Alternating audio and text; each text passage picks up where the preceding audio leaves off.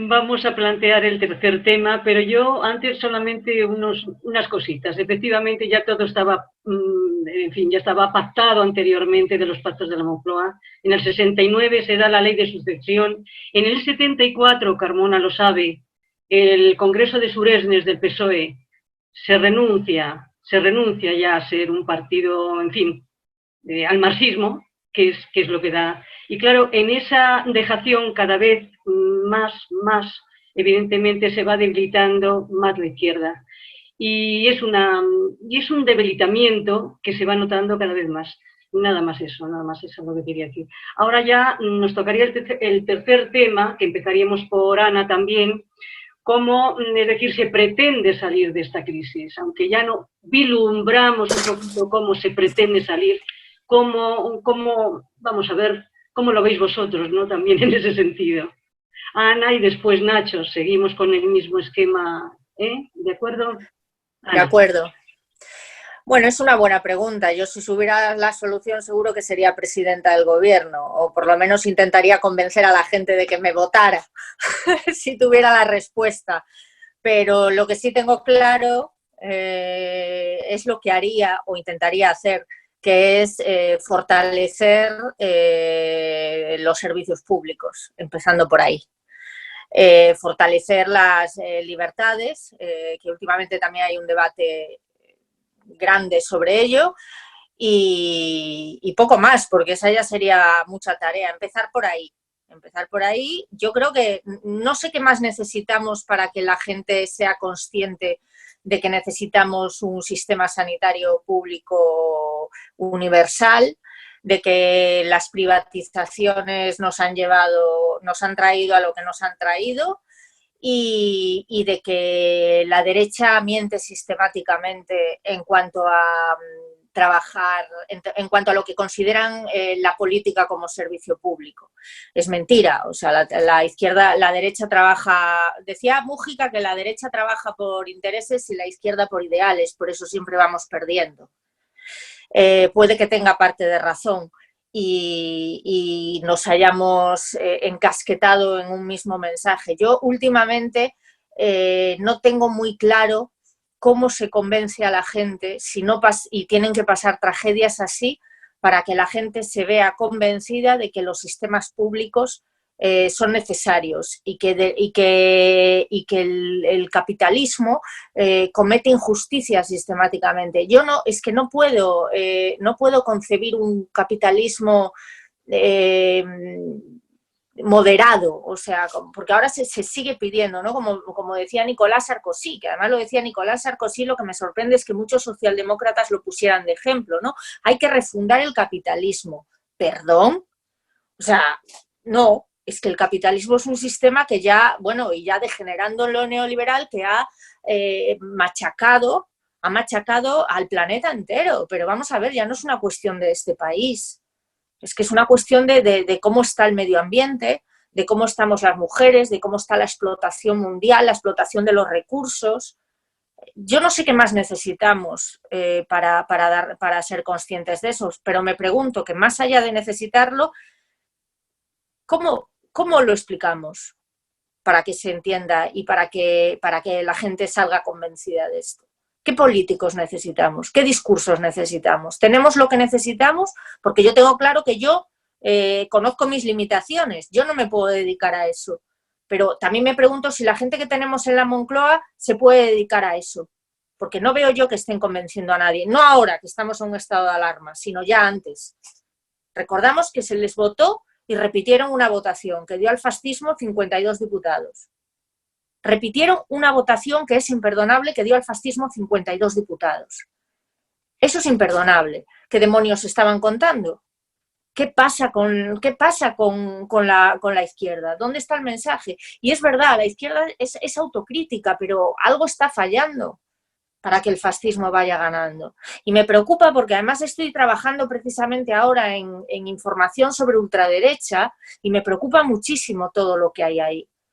Por supuesto que los de Vox son la puntita del iceberg y el Estado está completamente tomado. Lo que pasa es que tenemos una ventaja respecto a ellos en ese sentido, Y es que de momento la fascistada que hay en España no tiene quien le escriba, porque Santiago Abascal es un cenutrio.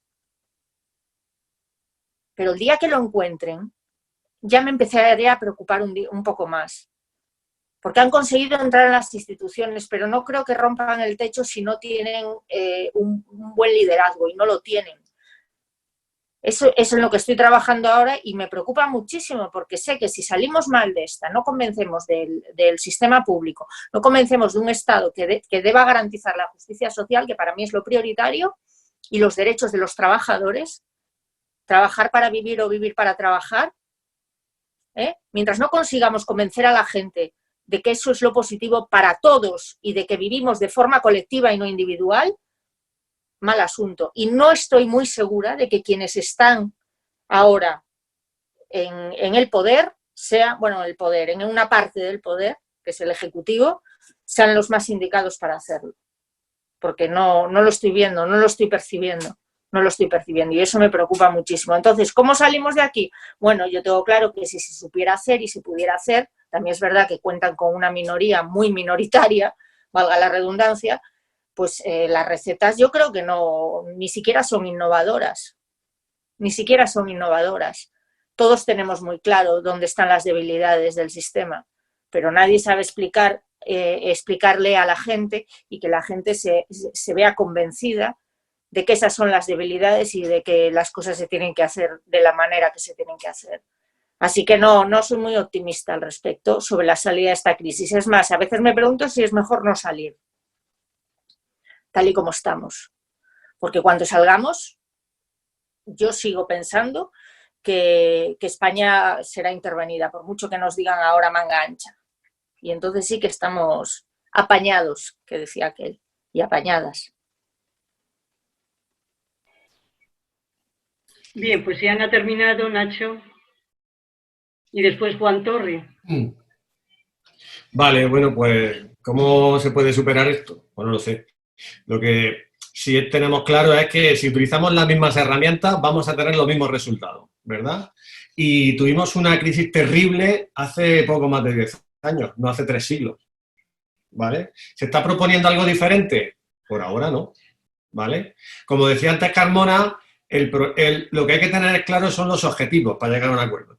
Que el problema es que los objetivos no son los mismos para todos, ¿vale? ¿Cuáles deberían ser nuestros objetivos para tener una política para llegar a ellos? Yo creo que, en la línea de lo que ha dicho Ana, blindaje de los servicios públicos, hacer que los que ganen más paguen más, revertir las privatizaciones, que es parte de lo que nos ha llevado a este caos que estamos viviendo. Finiquitar la reforma laboral, que el PSOE dijo que la iba a quitar y todavía por ahora no le ha dado tiempo. La ley Mordaza igual, ¿vale? Decía Juan que o poner impuestos a los ricos o la evasión fiscal, es que son incompatibles. Igual no. Igual es que el problema que tenemos, el que veo yo, es que para tomar medidas que favorecen a los de arriba no hay nunca un problema. Se reforma la Constitución para pagar la deuda, con lo que conllevó eso. Se rescata a las radiales, lo del Castor, se rescata a los bancos, se privatizan los servicios públicos, no solamente el PP, ¿eh? En estos últimos 40 años, todo el que ha estado gobernando va a privatizar los servicios públicos, ¿vale? Para ese tipo de medidas nunca hay problema, por parte de quien gobierna, me refiero, ¿no? O de los que están... Pero cuando toca hacer medidas contrarias siempre nos quedamos a medias, ¿no? O impuestos a los ricos o evasión fiscal. Bueno, pues es que igual hay que ser un poquito más... Y yo también me pregunto, ¿por qué otros gobiernos se atreven a siquiera decir lo que en España no? Portugal, el país que tenemos aquí al lado, pues dijo hace poco que había llegado la hora de que los bancos devolviesen el dinero de la última crisis. ¿Se hará? ¿No se hará? No lo sabemos. Pero es que aquí en España nadie se atreve a decirlo, ¿vale? Ni siquiera a decirlo. Pero ¿qué problema tenemos en este país? Lo que tengo claro es que si se llega a un acuerdo, no se llega a un acuerdo, que se haga sin subterfugio, ni mentira, como se hizo hace 40 años, que es lo que yo decía antes. Carmona decía, se consiguió la libertad sindical. Sí, Y al mismo tiempo no se derogó la ley antiterrorista, con lo que eso suponía. Lamentablemente, Lidia lo conoce bien. Te metían 3 días en prisión sin informar a nadie. Y después tenían 7 días más, hasta 10 días más. Hasta 10 días en total. Eso hizo que la libertad sindical de la que hablaba antes Carmona, ¿vale? Con la ley antiterrorista de Aria Navarro, había una represión brutal contra los piquetes de huelga. Bueno, simplemente era por anotarlo. ¿Cómo se sale de la crisis? Bueno, pues estamos aquí en la expectativa de que el gobierno nos explique en qué consiste la idea que tienen, ¿no? Pero recordemos que están gobernando los mismos que estaban cuando llegó la otra crisis, ¿eh? Así que los mismos que cambiaron la Constitución van a decirnos las mismas medidas que tenemos que tomar en esta ocasión. Es verdad que esta UP es minoría y que últimamente pues su giro hacia la socialdemocracia está ahí, ¿no? Se ha moderado bastante Unidas Podemos. Bueno, pues vamos a ver. Yo tengo muchas dudas en que, porque el contexto no es igual que el de hace 40 años. Estamos en la Unión Europea y nos dictan lo que tenemos que hacer, ¿vale? Así que si no tenemos un gobierno que desobedezca las normas que nos dictan desde Europa, pues la salida va a ser muy similar a la del 2008, porque los que estaban gobernando en Europa pues siguen siendo los mismos. Lamentablemente no creo que tengamos un gobierno que quiera desobedecer bastante. Decía Juan, pinchar en la barriga, pues es que igual con eso no es bastante. Ya. Bien. ¿Has terminado, Nacho? Sí. Bueno, pues entonces Juan Torres y después Carmona. Bueno, ¿cómo se va a salir de esta crisis? Se va a salir como de todas las crisis, en función de cuál sea la correlación de fuerzas que tenga quien defiende un proyecto o una salida u otra. La singularidad de esta crisis es que el capital no tiene tan claro cómo salir de ella como en el caso de la crisis anterior, porque estamos viviendo una crisis de una naturaleza muy diferente, por no decir que completamente diferente a cualquiera de las que hemos vivido en la historia del capitalismo. Y porque plantea retos objetivos, no de clase, sino retos objetivos que el capital no puede afrontar, por lo menos que no puede afrontar fácilmente. Incluso para el capital y por lo tanto también para las derechas, el único recurso está siendo generar un incremento de la deuda brutal que va a plantear un problema importante en nada. Ya hasta el propio Fondo Monetario Internacional está escribiendo que seguramente sea el momento de hablar de reestructuración de la deuda. Y abrir eso es abrir un melón que obliga a plantear la politización de la economía, cosa a la cual le teme el capital como a una vara verde. Entonces, creo que se va a salir en función de cuál sea la correlación de fuerzas. Mirad, y en eso yo siempre cuento una anécdota, que parece mentira que todavía la tenga yo que seguir contando. Se reunieron con Roosevelt, precisamente en plena negociación del New Deal, unos sindicalistas. Y estaban tratando de que Roosevelt adoptara unas medidas, pero Roosevelt no, decía que no lo veía, que eso no, que él no veía eso. Y los sindicalistas, que eran culo de ferro, pues llevaban ya eso 2 horas insistiéndole, venga, a ver si lo convencían. Hasta que en un momento dado en la reunión le dice Roosevelt a los sindicalistas: oye, me acabo de dar cuenta de que lleváis razón. Es verdad.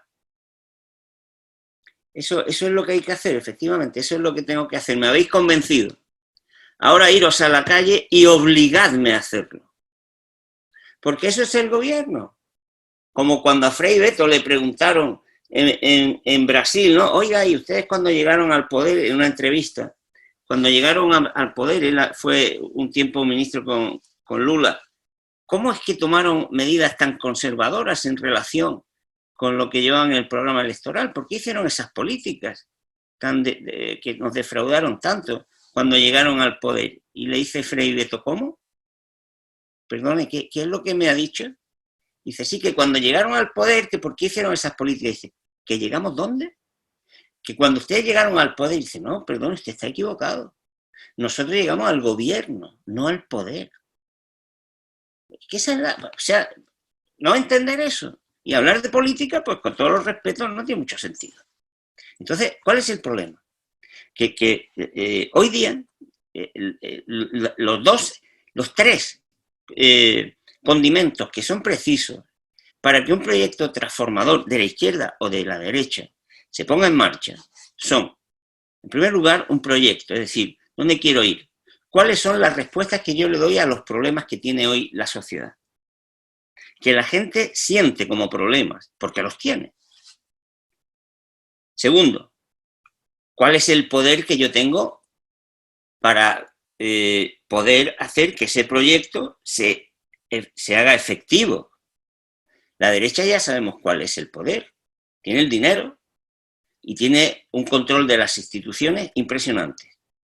En otros momentos históricos tenía los ejércitos, ahora tiene tanto poder económico y tanto poder institucional que ya ni le hacen falta los ejércitos. Porque tiene jueces corruptos que son capaces de enjuiciar y de quitar a un presidente saltándose a la torera la propia ley. Y en tercer lugar, hace falta un liderazgo, como decía Ana, que sea capaz de generar el lenguaje que genera complicidad humana. Porque esto de lo que estamos hablando somos de seres humanos. Es verdad que yo escribí el otro día un artículo diciendo esto de la lucha de clases que dice que ya no existe. ¿Cómo que no existe? ¿Cómo que no existen las clases? Lo que pasa es que las clases sociales que existen, la clase es un abstracto. Lo que hay en las clases sociales son individuos, somos seres humanos. Por eso decía un físico famoso, cuando hablaba y comparaba la física de la economía, decía, joder, ¿se imaginan ustedes lo que sería la física si los átomos fueran libres? Pudieran decidir por su cuenta.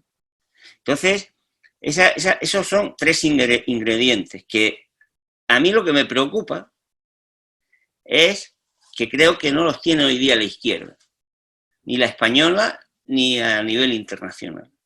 No tenemos claro un proyecto.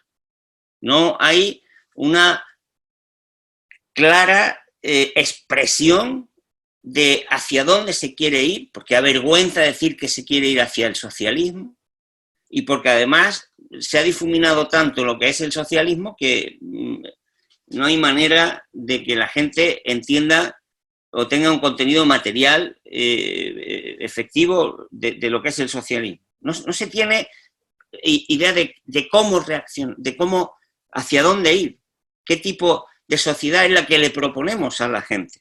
En segundo lugar, la izquierda ha renunciado a armarse del poder ciudadano. Es que por muchos diputados que tengas o por mucho gobierno en el que estés, si tú no tienes a la ciudadanía movilizada y dispuesta a hacer efectiva su preferencia y su deseo, no puedes transformar por mucho gobierno que tengas. Y en tercer lugar, pues creo que no tenemos el liderazgo, no tenemos el relato, el discurso. Seguimos hablando, la izquierda son tribus, le habla, no basta nada más que ver a los dirigentes de izquierda en todos los sitios, le hablan a su tribu.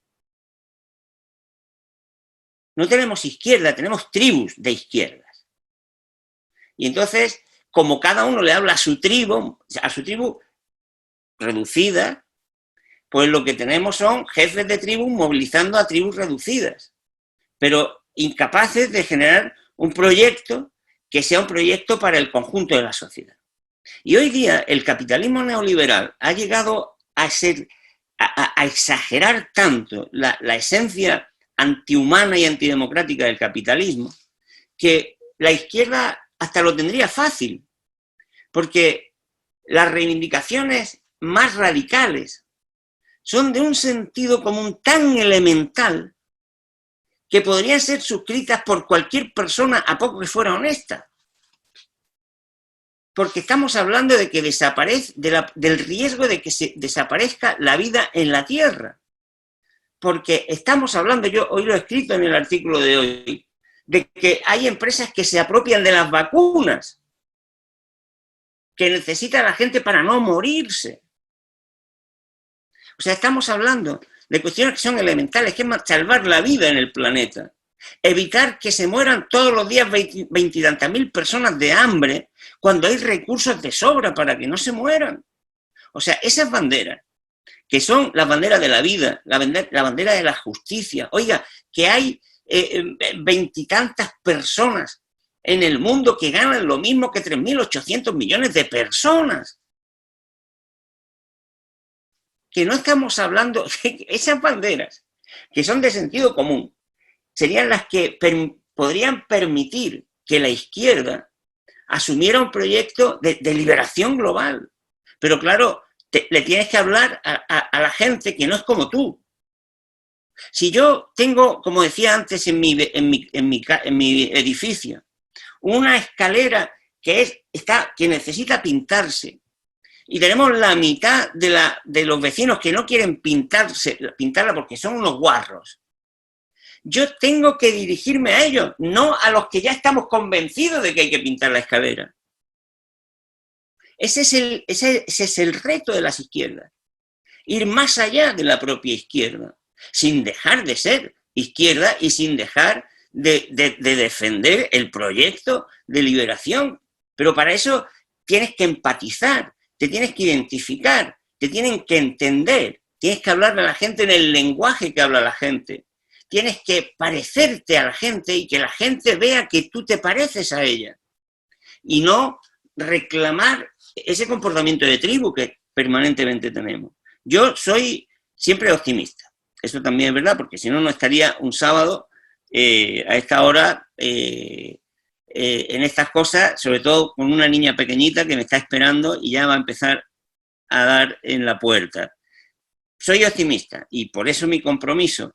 Pero también es verdad que a veces pienso que no hay razones para que yo lo sea, porque falta eso. Pero bueno, hay que seguir luchando para definir ese proyecto, para que entendamos que hay que sentarse a conseguir la movilización de la gente y hacer que la gente sea un factor de poder, y luego porque hay que encontrar pues, el lenguaje también que nos haga inteligibles, que nos haga amigos. La izquierda tiene que recobrar el lenguaje de la cordialidad. No recobrar, yo creo que no lo ha tenido nunca. Yo siempre pongo de ejemplo, y ya termino, lo que Anselmo Lorenzo, el sindicalista que fue a la primera internacional, donde discutían Marx y Bakunin, y a la vuelta le preguntaron, oiga, Anselmo, ¿y cómo vio usted aquello? Dice, miren ustedes, allí discutían de tal manera. ¿Pero quién llevaba la razón? ¿Marx o Bakunin? Y dijo Anselmo Lorenzo, dice, miren ustedes, yo de verdad no sé quién llevaba la razón, pero sí sé que el que no llevara razón era el mayor enemigo de las clases trabajadoras, porque lo que decía uno del otro era horrible. Esa es la existencia de las izquierdas. Y mientras no seamos capaces de hablarnos de otra manera, de hacer también política de las emociones y ser capaces de hacer que la gente nos vea de otra manera, pues creo que va a ser difícil. Pero bueno, en eso estamos y a ver cómo salimos del asunto, ¿no? Miguel, sí, Antonio Miguel Carmona. Bueno, la pregunta era qué objetivos... Sí, que cómo se pretendía salir de esta crisis.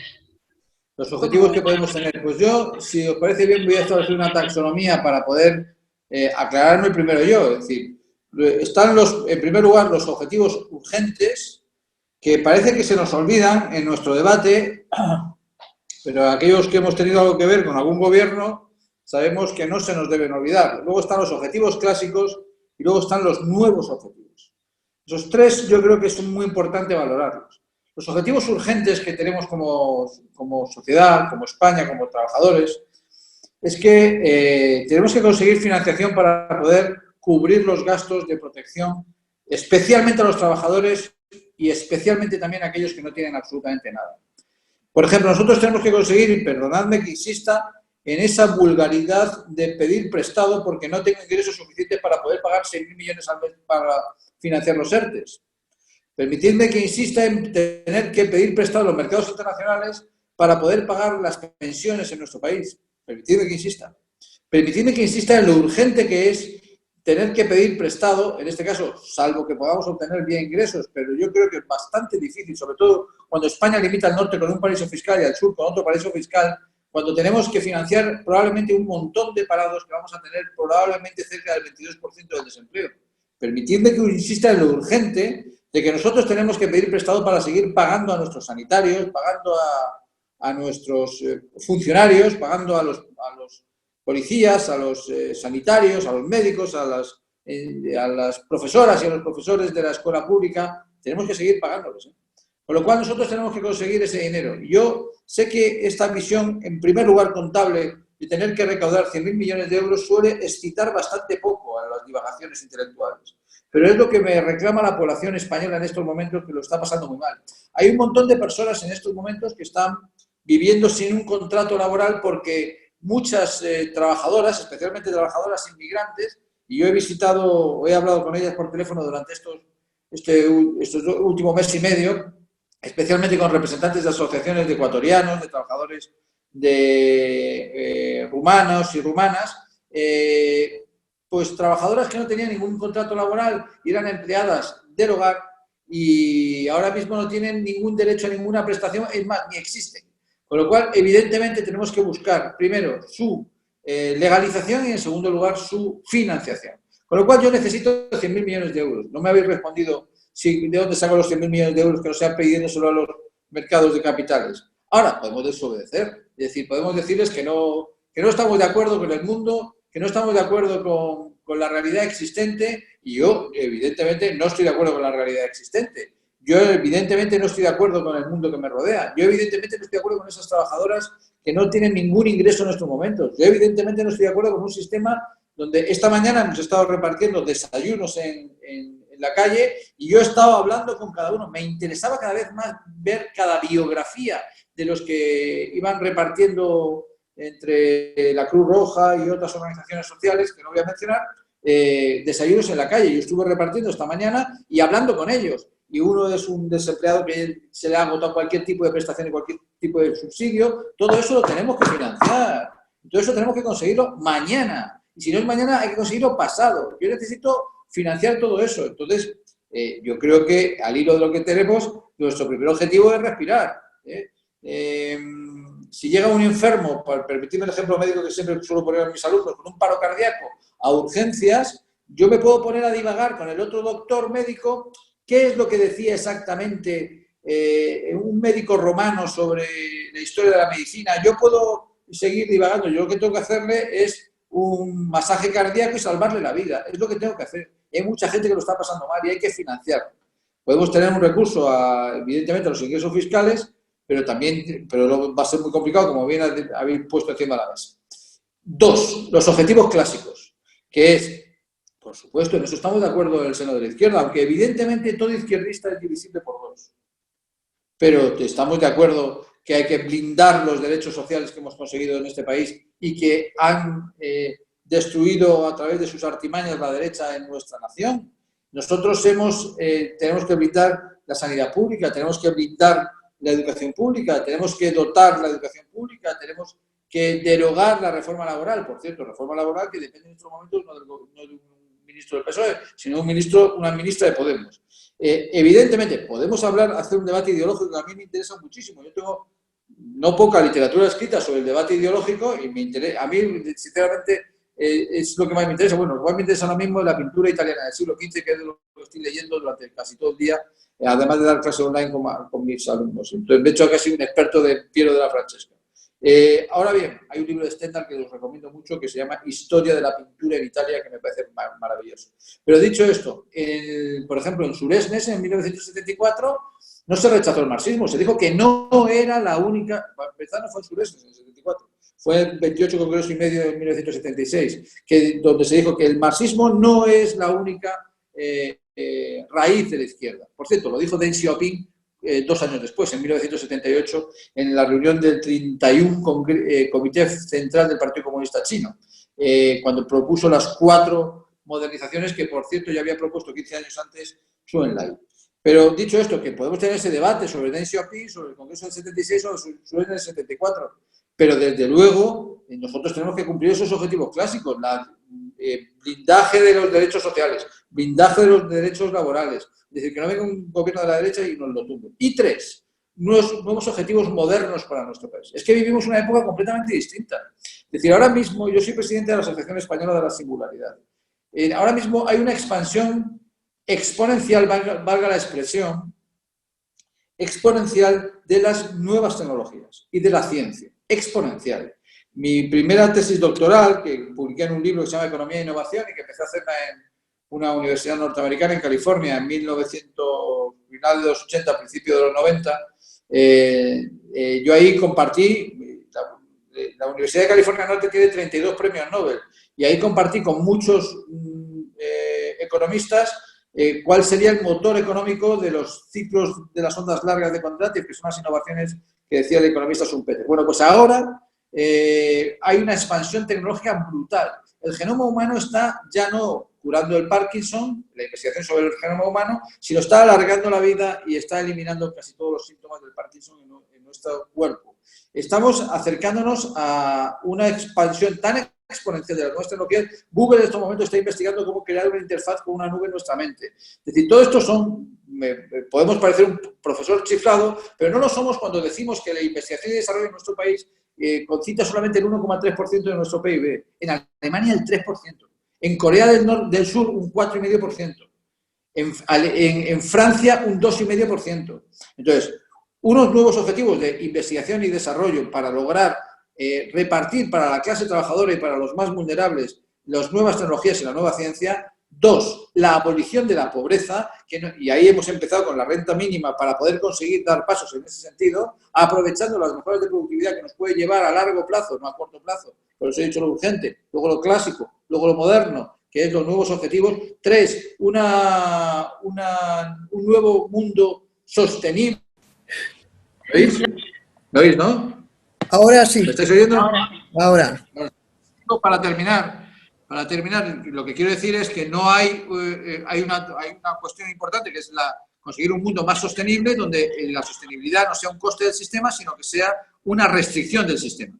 Por lo tanto, tenemos muchos objetivos. Y quiero terminar con 2 o 3 frases, que es, primero, objetivos urgentes, que es lo que me está demandando la gente en estos momentos en sus casas. 2, objetivos clásicos, que es lo que habéis planteado vosotros encima de la mesa, y objetivos modernos, que son los nuevos objetivos que están teniendo que las nuevas expansiones tecnológicas, que son brutales. Hay una universidad norteamericana, que es la Universidad de la Singularidad, que ha perdido una buena parte de su sentido, pero que habla de la singularidad tecnológica, y esa singularidad tecnológica y esas mejoras de la ciencia y la tecnología, esas mejoras de la productividad y del bienestar, tienen que ser cogidas en un proceso de catch-up por parte de la clase trabajadora y no quedarse solamente reducida al beneficio de unos cuantos. Con relación a todo esto y a toda la economía, y cuando decían, bueno, ya hemos llegado al gobierno, ¿qué? O decía Juan Torres, El poder, sí. y verdad, el poder. Yo digo que ojalá, porque también soy pesimista, seamos capaces de recuperar la política, porque yo creo que la política está secuestrada. Y ese precisamente, o como decía, ¿no?, Carlos París, que decía que estaba sobre el síndrome de Estocolmo, la izquierda. Pues yo creo que la política tiene el síndrome de Estocolmo con el gran capital que evidentemente ese sigue a lo suyo. Y claro, cuando se es tan débil, no solamente numéricamente, porque no tengamos, o sea, esa capacidad, o sea, de movilización que ya nos quitaron, evidentemente, sino porque, es decir, nuestros principios sean tan sólidos y tan fuertes, y que se necesitan políticos valientes. Y yo creo que efectivamente estamos ante políticos y políticas cobardes. Y cuando hablamos de las mujeres, esta nueva ministra, hay que decirlo, de igualdad, está más pendiente de la diversidad, de la igualdad y de todos esos, no sé, agregados que se van metiendo, que precisamente se nos ha negado hasta el nombre de mujer. Solamente se nos dice, es decir, cuando la mujer va a parir, ya no somos mujeres que parimos, sino somos progenitores gestantes o no gestantes. Y cuando se empieza ya a perder el lenguaje, se pierden los principios, se pierden las ideas. ¿Me toca? ¿Se ha terminado? Sí, sí. Bueno, como siempre, pues me sugerís tantos temas, me hacéis tantas preguntas y me dais tantas respuestas que yo estaría aquí media hora hablando. Os aseguro que no lo haré. Mira, Juan, hoy se me ha ido, o por lo menos se ha ido de la pantalla. Yo quería decir que en contra de él, yo como Saramago soy pesimista. Y sin embargo estoy el sábado por la tarde aquí y además os he citado a todas y he llamado y os he dado el enlace y además luego nos quedan un montón de horas de las que Daniel, que está aquí oculto, pero que es el técnico, va a invertir en editar esta conversación y difundirla. No, no creo que haya que ser optimista, lamentablemente. Ojalá, ¿verdad? Y ojalá pues Ana vea un mundo distinto por el que yo he luchado tanto. Después de que ver que, como decía Nacho, los partidos socialdemócratas son capaces de hundirnos en la miseria al desindustrializar nuestro país, fijaros que es que no tenemos mascarillas, no tenemos mascarillas, es decir, un trocito de tela. Yo, que soy catalana y he vivido en una región que tenía la industria textil más grande de España, competía o pretendía competir con el Reino Unido. Ahora no tenemos un telar que haga mascarillas, ¿verdad? No trajes espaciales, ¿eh? Una mascarilla, un trozo de tela, las haga rápidamente, las tenemos que comprar a China. Cuando hemos convertido el país en el paraíso del turismo y nada más, y no tenemos ni altos hornos, ni trenes de laminado, ni astilleros, ni minería, pues claro, ¿qué vamos a pedir, no? ¿Qué vamos a pedir? Pues que cuando llegan a Alemania y Bélgica y Holanda y tal, y ponen condiciones para vendernos un barco o para hacer no sé qué, pues todo el mundo en la miseria. No, no soy optimista. La pregunta que formulaba Teresa era ¿qué es lo que había que hacer? No, era ¿qué creemos que es lo que va a pasar? Más bien, yo creo, o lo interpreto así. También diré algo de lo que yo haría, ¿no? Y desde luego, pues volveremos a la crisis del 2008 o el 29, ¿verdad? Y no sé si tendremos a Roosevelt o a otros para el New Deal, querido Antonio. Pero al fin y al cabo el New Deal lo monta porque al capital le interesa.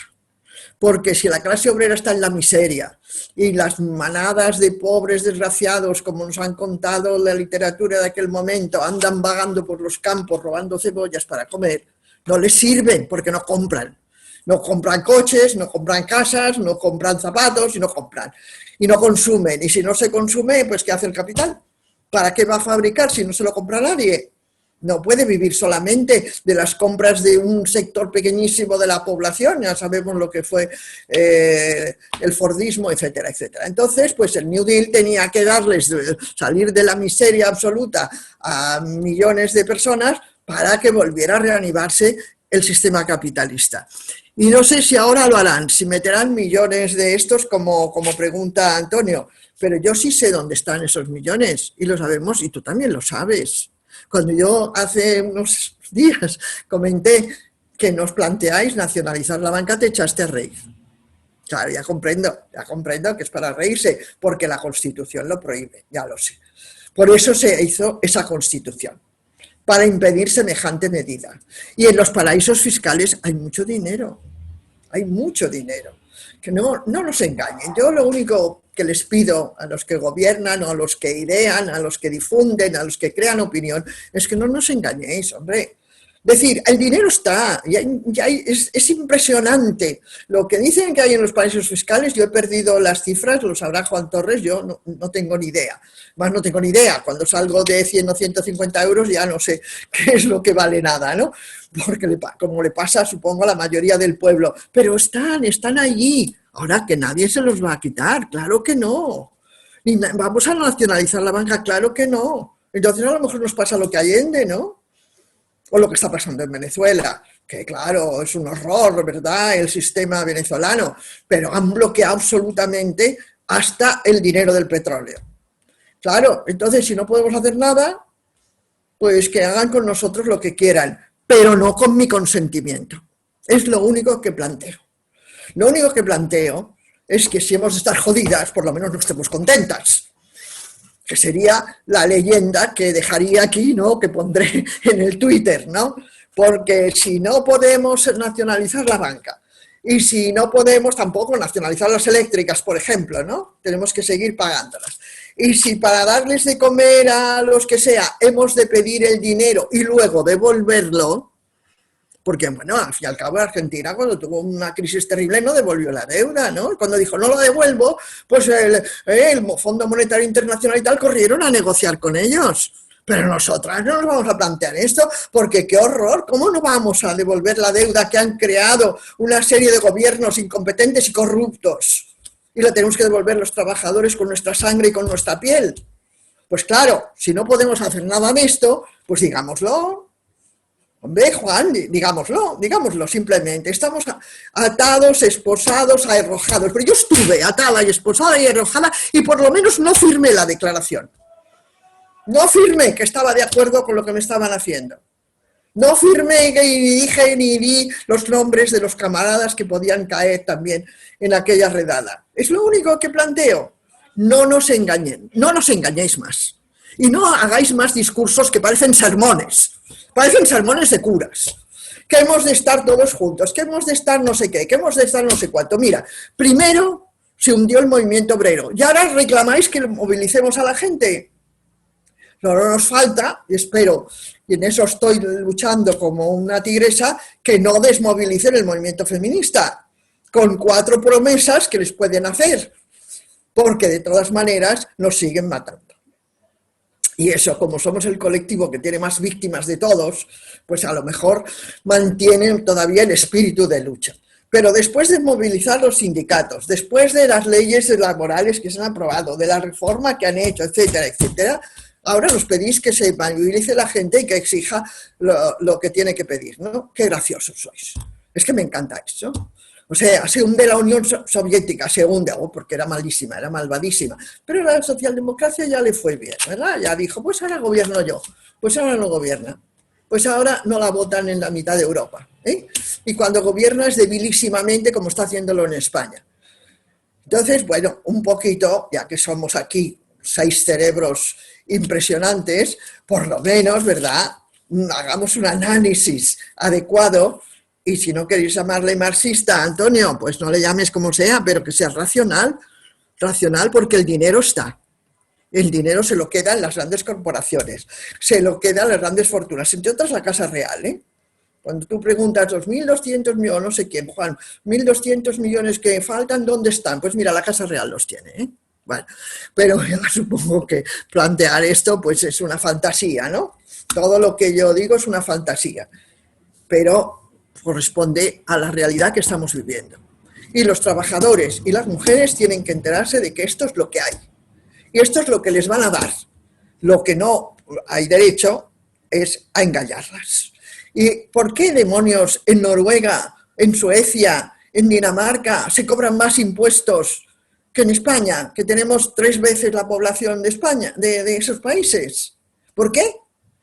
Porque resulta que aquí, cuando vamos a subir los impuestos, pues solo vamos a conseguir 3 perras de 3 millonarios. Pues yo, esto no me lo habéis aclarado los economistas. Yo, como no soy economista, pues no me lo explico. Pero eso es lo que pasa, ¿no? Eso es lo que pasa. Que la carga fiscal de España está por debajo de la media europea. Bueno, y muy por debajo de la de Noruega y Suecia y Dinamarca y no sé qué. Bueno, pues a ver si me lo explicáis. Y a ver, tampoco se puede comparar con Portugal, Nacho, porque Portugal no tuvo nuestra guerra civil, porque no tuvo la horrible dictadura que sufrimos. Y por lo tanto, la derecha portuguesa no es el horror que tenemos nosotras, que estamos aguantando, ¿no? Llevamos 83 años aguantando el fascismo en nuestro país. Y claro, pues resulta que luego pues no se pueden hacer las cosas medianamente bien como lo está haciendo Portugal. Bueno, yo repito que soy pesimista, pero como decía Gramsci, el pesimismo de la razón y el optimismo de la voluntad. Y aquí estoy, aquí sigo con vosotras y con todos los que nos quieran ver. Muchísimas gracias por el tiempo, por el esfuerzo por vuestra inteligencia, por vuestra participación. A ti, Lidia. Besaros pronto, espero poder besaros pronto, ¿no? Yo también. Espero besaros a todos. Eso es. Saludos.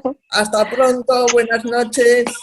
Buenas noches. Buenas. Pero-